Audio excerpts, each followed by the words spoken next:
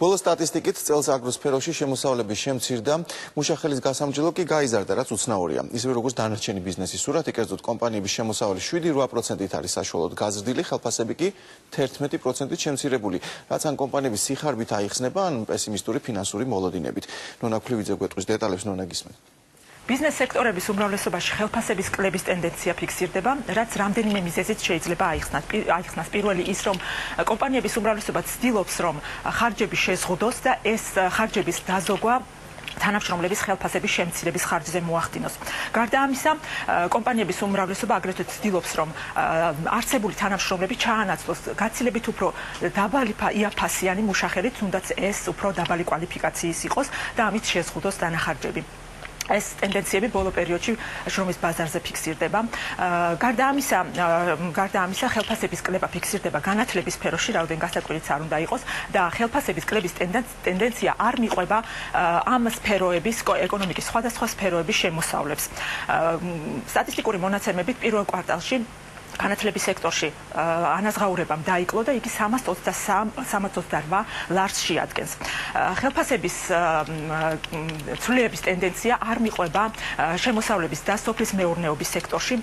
უნდა ითქვას, რომ ბოლო პერიოდის განმავლობაში სოფლის მეურნეობის სექტორი ბოლო ადგილზე იყო ანაზღაურების თვალსაზრისით, ხოლო 2012 წლიდან მისი შემოსავლება ზრდა დაიწყო და შემოსავლება კლება დაიწყო, თუმცა ხელფასების დადა ფიქსირდა. ასევე შეიძლება ითქვას, რომ ვაჭრობის სფერო, რომელიც ერთ-ერთი ყველაზე უფრო მომგებიანი სექტორია საქართველოში და მისი შემოსავლები პირველ კვარტალში 4 მილიარდ ლარს უკვე გადასცდა, ამ სექტორშიც ხელფასების კლება დაფიქსირდა. და ამას ერთადერთი ახსნა შეიძლება ის იყოს, რომ სტატისტიკის სამსახურმა გადახედა თავის რეესტრს და დაიწყო უფრო შედარებით მცირე ბიზნეს სექტორების კვლევა, ანუ ასახა მასში დაბალ ანაზღაურებადი თანამშრომლების ხელფასებიც. და ამას შეცვალა სურათი. კეთილი, დიდი მადლობა ნონა. ნიშნავს თუ არა შემცირებული ხელფასები დასაქმების მეტ შანსს ახალ ბედებისთვის, განსაკუთრებით ზაფხულში, როდესაც პერსონალის დიდი ნაწილი შვებულებაშია. ახლა ლილია ბანოიძე გვეტყვის HR გილდიიდან, მოგესალმებით, ლილი. იმ ფონზე რომ ჩვენ ხედავთ, რომ კომპანიების ცდილობენ რაც შეიძლება შეამცირონ ხელფასები, ცხადია, ყველაზე ნაკლები პრეტენზია ხელფასებზე აქვთ ახალ ბედებს. ეს არის სტუდენტები, ახალ კურს დამთავრებულები. თქვენ ხედავთ თუ არა, რომ მათზე მოთხოვნა იზრდება, არის რაღაც განსაკუთრებული აქცენტი, განსაკუთრებით ზაფხულში, როდესაც კომპანიებს კადრები აკლიათ. მეთქი რა სულ არის ესეთ კადრებზე მოთხოვნა მთელ წლის განმავლობაში, ბოლო ზაფხულის პერიოდში მათ მეტი შანსი აქვს, თორე ხო ვერ ვიტყვი რაღაც გაზრდილია და განსაკუთრებულია. ეს იაფფასიანი მუშახელი არ არის ბატონო აკაკი, ეს არის კადრი, რომელსაც აქვს საშუალება, ვთქვათ, თავიდან საწყის ეტაპზე თავისი უნარები გამოამჟღავნოს და რა თქმა უნდა კომპანიისთვის არის შედარებით უკეთესი იმ მხრივ, რომ ის თავის კულტურაზე, თავის ორგანიზაციის მონაცემებს და მოთხოვნებზე მოარგებს ახალგაზრდა კადრს. ზაფხულის პერიოდში ისინი ვინც ახლა შემოდიან შრომის ბაზარზე, მათაც უხდიან ისეთივე ხელფასს, როგორც თქვათ, ტიპიური განაკვეთები აქვთ კომპანიაში, რა თქვათ, არ ხდება უფრო დაბალი სახელფასო განაკვეთები. თქმა უნდა, არის ცოტათი განსხვავება და შედარებით ნაკლები, იმიტომ რომ თქვათ, ესენი სტუდენტები არიან და არა იმიტომ დისკრიმინაცია, უბრალოდ მათზე მეტი შრომა იხარჯება და მეტი დანახარჯები მიდის ორგანიზაციების მხრიდან. თუმცა ხიბლი სტუდენტებთან თანამშრომლობის არის ის, რომ მათ აქვთ ენთუზიაზმი, მათ აქვთ ასე ვთქვათ мотивация, მათ აქვთ სურვილი რაღაცა ახალი გააკეთონ და თავი წარმოაჩინონ. ეს ძალიან ძვირადღირებულია, მინდა გითხრათ კომპანიისთვის. მაგრამ მეორეს მხრივ კომპანიაც ხარჯავს ამ სტუდენტებზე, რა თქმა უნდა, ძალიან ბევრს ის პროფესიონალი თანამშრომელი, რომელიც მათთან მუშაობს, ის ხარჯავს თავის დროს და ენერგიას და შრომას აძლევს. ანუ სწავლება მიდის პარალელურად, მე ვერ ვიტყოდი ვთქვათ, რომ კომპანიები ცალსახელმოქმედო. ანუ ხიბლი არის ის, რომ კომპანია იღებს ზუსტად იმ პროდუქტს დანახარჯების შედეგად, რომელიც მას სურს და აღარ უწევს, თქვათ, უკვე ჩამოყალიბებული შეხედულებების და თქვათ, უნარჩვევების კადრის გადაკეთება და შემდეგ მორგება თავის თავზე, რაც ალბათ უფრო რთულია. თუ საჭიროა ამ შემთხვევაში არანაირი სტუდენტი ვერ ჩაანაცვლოს, უბრალოდ ამ შემთხვევაში სტუდენტებს ვიყვან ჩვენ საწყის ეტაპზე, როცა არ არის განსაკუთრებული მოთხოვნები, საჭიროა მხოლოდ გარკვეული ცოდნა, გარკვეული უნარები, ახალგაზრდა მისი ენერგია და ასე. რას ურჩევთ თქვენ სტუდენტებს, რომლებიც აი ამ ზაფხულს ეძებენ დასაქმებას, რა ტიპის კომპანიებში ან გეოგრაფიულად სად აქვთ მეტი შანსი ვის მიმართონ საწავიდნენ რა გააკეთონ. ანუ ნებისმიერ შემთხვევაში ყველა შანსი უნდა გამოიყენოს სტუდენტმა, თუ კი მოთხოვნა არის სტუდენტურ დასაქმებაზე და ნებისმიერ შემთხვევაში უნდა წავიდნენ. თქვენ გაქვთ რაღაცა თქვა კომპანიების მხრიდან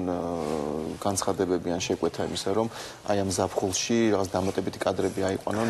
აი ხლა ამ წუთში მაგალითად მე ვმუშაობ, ესეთი არის BMC Gorgia, ეს არის კომპანია, რომელიც სამშენებლო სარემონტო და მოსაპირკეთებელი მასალების რეალიზაციაზე მუშაობს. მას აქვს 5 ასე ვთქვათ მაღაზიების 5 მაღაზია აქვს, ეს არის თბილისში, 2 ქუთაისში და ბათუმში და სწორედ აი ეს არის ძალიან საინტერესო, რომ ზაფხულში გაზრდილი მოთხოვნილების გამო, ვთქვათ, აი შესაძლებლად შეიძლება გამოვიყენოთ სტუდენტების უნარი, ენერგია, თუნდაც აი ამ საკონსულტაციო, დარბაზის საკონსულტაციო სამუშაოებს. ტურისტულ სფეროში, სადაც პრინციპში მოსალოდნელია, ასევე ზაფხულის პერიოდში უკვე ტურისტულ რეგიონებში, ასე ვთქვათ, იქ შესანიშნავი საშუალება აქვს სტუდენტებს, რომ იმუშაონ, მაგალითად, ვთქვათ, იგივე მიმტანებად, იგივე ვთქვათ, ბარში და ასე შემდეგ, თუ ამის სურვილი აქვს, იმიტომ რომ ეს არის სწრაფად გადამზადებადი, ასე ვთქვათ, ორგანიზაციები, პოზიციები, სადაც ნუ პრობლემა არ არის. კარგი აზრია, რომ პირდაპირ დაუკავშირდნენ, თუ რაღაცა ის აგენტებში ეძებონ, ვთქვათ, ეს იცით რა, ყველა შანსი უნდა გამოიყენო. პირველ რიგში ეს არის ინტერნეტ sაშუალებები, ეს არის HR.com-ი, ეს არის Jobs-ი, იგივე ვთქვათ, განაცხადები, რომელიც ხდება Facebook-ზე, მინდა გითხრათ, თუ არის ძალიან ხშირად რაღაცა მსგავსი განაცხადები, ნაცნობების საშუალება უნდა. როგორ ანაზღაურებაზე შეიძლება გქონდეთ იმედი, ვთქვათ, ტიპურ შემთხვევაში? იცით რა, ეხლა მე გეტყვით ერთ რამეს, რომ თუ სტუდენტს აქვს მხოლოდ ცოდნა და არ გააჩნია გამოცდილება, მის დიდ ანაზღაურებაზე არ უნდა ფიქრობს. მე ბაზრის ტენდენციას გქონდა. 150 ლარიდან არის 500 ლარამდე ეს მერყეობს გააჩნია პოზიცია, სირთულეს სამუშაოზე და ასე შემდეგ. დამოკიდებულება არის ესეთი, ვთქვათ, რომ ნუ ის როგორ შეუძლია გადახდეს. საშუალოდ წესიერი ანაზღაურება სტუდენტებისთვის, როდესაც ვთქვათ, არ მოითხოვება გამოცდილება და დიდი პასუხისმგებლობა არ აქვს, რაც ზრდის ხელფას, ამ შემთხვევაში მათთვის მისაღებია 250-300 ლარი. კეთილი, დიდი მადლობა მიმოხილვისთვის სტუდენტებსა და კურსდამთავრებულებს დასაქმების შანსი როგორც აღნიშნა. ამ ზაფხულს სერვისის სფეროში აქვთ, რადგან არაერთი თბილისური კაფე რესტორანი ბათუმში მიდის და დამატებითი პერსონალი ჭირდება.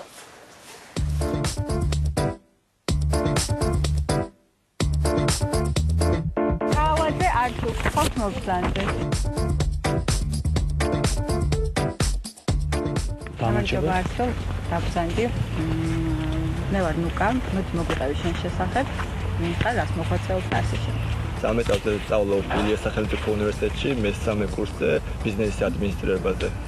არჩევ ისეთი ფაკულტეტი დაგვისახელე და რატომ დაინტერესდი თქვათ მიმტანობით აი ამ. ანუ ეს სამსახური მაინც საფულობით სეზონური არის და ანუ მიჩვენია რომ როდესაც უნივერსიტეტი მომეხსნება, უკვე მეხსნება, ჯობია რომ რაღაც საქმით ავკავდეთ საფულში მაგალითად.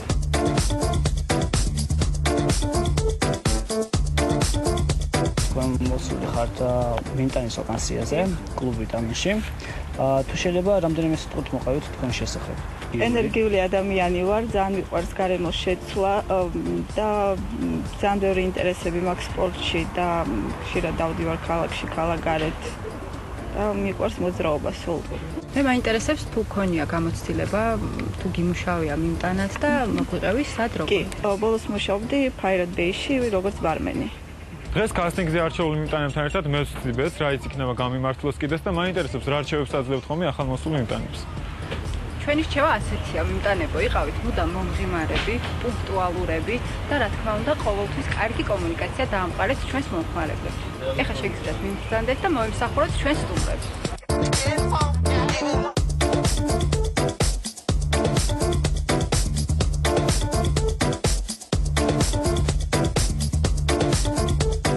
ანუ დაჭრილი საზამთრო, ფორთოხლის, ალუბლის და ვაშლის.